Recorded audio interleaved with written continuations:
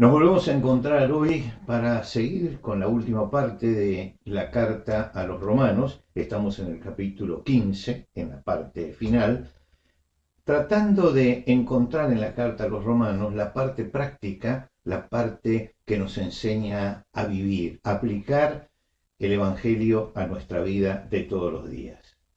Habíamos dejado en el versículo 22. El versículo 22 dice así: Por esta causa me he visto impedido muchas veces de ir a vosotros, pero ahora, no teniendo más campo en estas regiones y deseando desde hace muchos años ir a vosotros, cuando vaya a España iré a vosotros, porque espero veros al pasar, y encaminados allá por vosotros una vez que haya gozado. Los planes futuros de Pablo están aquí en la carta a los romanos, revelados para nosotros.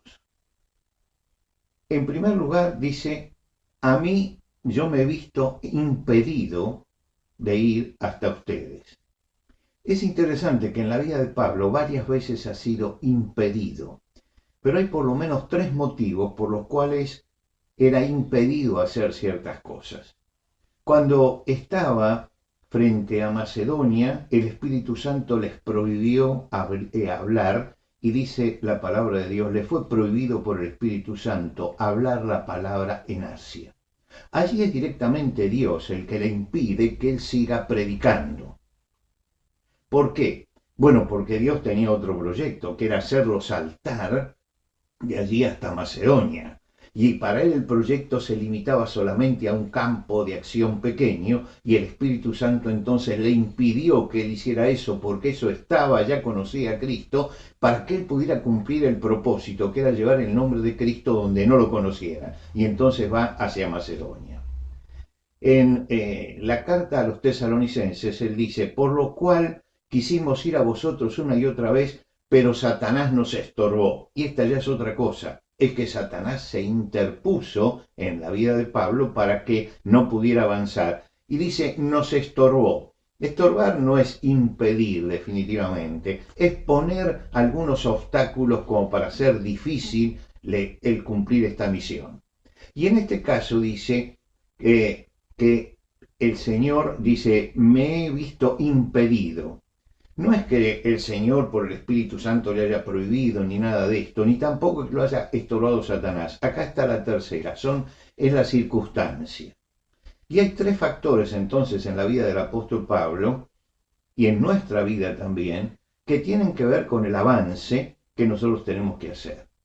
En primer lugar, el Espíritu Santo. El Espíritu Santo es el que nos dirige y puede frenar muchas veces nuestra vida en algunas cosas y acelerarnos en otra o mandarnos en otra dirección. Porque si somos sensibles, como era Pablo, a la voz del Espíritu Santo, entonces vamos a ver que en algunas cosas tenemos libertad para actuar y en otras cosas no nos sentimos con tanta libertad. Y cuando uno no tiene paz en lo que va a hacer, cuando uno no tiene libertad espiritual en lo que va a hacer, tiene que pensar que entonces no es el Espíritu Santo el que está guiándonos a ir hacia adelante, sino que es Dios tratando de pararnos un poco en lo que estamos haciendo. Otras veces, y acá viene nuestra percepción espiritual, otras veces es Satanás el que se interpone y entonces estorba la obra de Dios. Y bueno, la obra de Dios siempre está siendo estorbada por Satanás. Y otras veces son, como en el caso de Pablo, las circunstancias, lo que nos está pasando. Él tenía una meta, quería llegar a todos con el nombre de Cristo, a aquellos lugares donde Cristo no hubiera sido anunciado. Lo dice así en el versículo 20 que leímos en la clase pasada: predicar el Evangelio no donde Cristo ya hubiese sido nombrado. La zona había sido evangelizada, la zona de Roma, y entonces él se proponía ir a España, es decir, pasar por Roma, pero no hacer de Roma su destino, sino ir a España. ¿Por qué? Porque en Roma lo único que podía hacer era compartir el gozo y las enseñanzas, pero España todavía no había conocido y no había recibido el Evangelio de Cristo. Y la meta que él tenía era España. Y él dice en el versículo 20: 23, perdón, pero ahora no teniendo más campo en estas regiones, no teniendo más campo en estas regiones. Es decir, que había llevado el Evangelio, había hecho conocer a Cristo en todas las regiones donde había estado, hasta tal punto que dijo, no tengo más lugar aquí para sembrar el nombre de Cristo, por varias cosas. En muchos casos porque ya había fundado una iglesia y esa iglesia empezaba a irradiar el Evangelio alrededor. Y él sentía que la misión de él estaba acabada allí, que el Espíritu Santo iba a trabajar a través de sus hermanos. Como dice en la primera carta a los tesalonicenses, que ellos habían hecho conocer la palabra no solamente en Tesalónica, sino también en los alrededores. En muchos casos no tenía que volver por esto, porque ya había cristianos que estaban llevando a cabo esa obra. Otros iban a hacer lo que faltaba. Pero había todavía quienes no habían oído el nombre de Cristo y por eso se encamina a España. ¿Para qué? Para llevar el Evangelio. Qué interesante el tema como lo enfoca Pablo. Para él el Evangelio no es algo que se predica en un templo y que se le dice a la gente que tiene que venir. Para él el Evangelio es algo que un cristiano tiene que llevar donde la persona está. El Señor Jesucristo, cuando dio la orden a los discípulos, les dijo, id por todo el mundo y predicad el Evangelio. Nosotros a veces hemos transformado este id de Jesús en venid, venid. Y realmente lo que el Señor dice es que nosotros tenemos que salir y tenemos que llevar. Tenemos que ver la necesidad del prójimo. Y tenemos que atender a esa necesidad. Tenemos que acercarnos a la gente. Y esta es una falla muy importante que tenemos en este momento, que es el enfoque que le estamos dando a la labor evangelística, que nos estamos alejando de lo que el apóstol Pablo enseñó. Ahora, esta era la primera etapa del trabajo de Pablo, era esa, llevar el Evangelio de Cristo y hacer conocer a Cristo a todos los hombres. Y él estaba pensando en esos lugares donde no había todavía llegado ningún cristiano.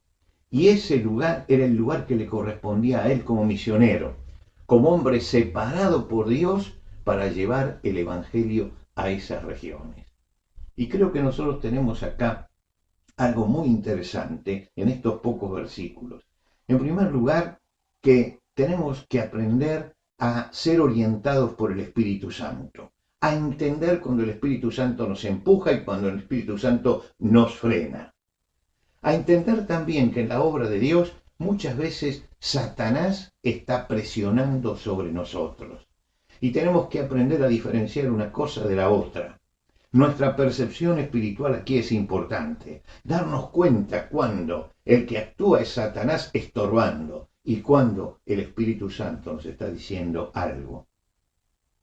Y en tercer lugar, pensar también en las circunstancias. Si estamos saturados en lo que estamos haciendo, no podemos hacer un nuevo emprendimiento porque no vamos a tener ni fuerzas ni tiempo como para llevarlo adelante. ¿Y todo esto por qué? Porque tenemos que cumplir una misión. Y la misión es llevar al otro a Jesucristo. Esa es la misión. Es acercarle a Cristo. El que va a tomar la decisión es el otro. Un cristiano no tiene que ser cargoso con ninguna persona, pero tiene que contarle lo que Jesucristo ha hecho para él y también para quien está recibiendo el mensaje. Esto es la evangelización personal. Y esa evangelización personal es prioritaria. Lea usted el capítulo 2 del libro de los Hechos de los Apóstoles, cuando se predica por primera vez el Evangelio. ¿Cómo se predica allí? Bajan los 120 del aposento alto y la gente empieza a escuchar que todos están testificando de Jesucristo. Y la gente está recibiendo el mensaje de acuerdo a la forma que podía entender. El Espíritu Santo estaba trabajando en todos. Y entonces detrás se levanta Pedro y predica. Pero Pedro está detrás, no delante. Es decir, no les dijo, vengan a escucharlo a Pedro. Cada uno daba testimonio. y cada uno de nosotros tiene que dar testimonio de Jesucristo a quien lo necesite y esté a nuestro lado. Y esta es la forma de cumplir la misión que el Señor nos ha dado.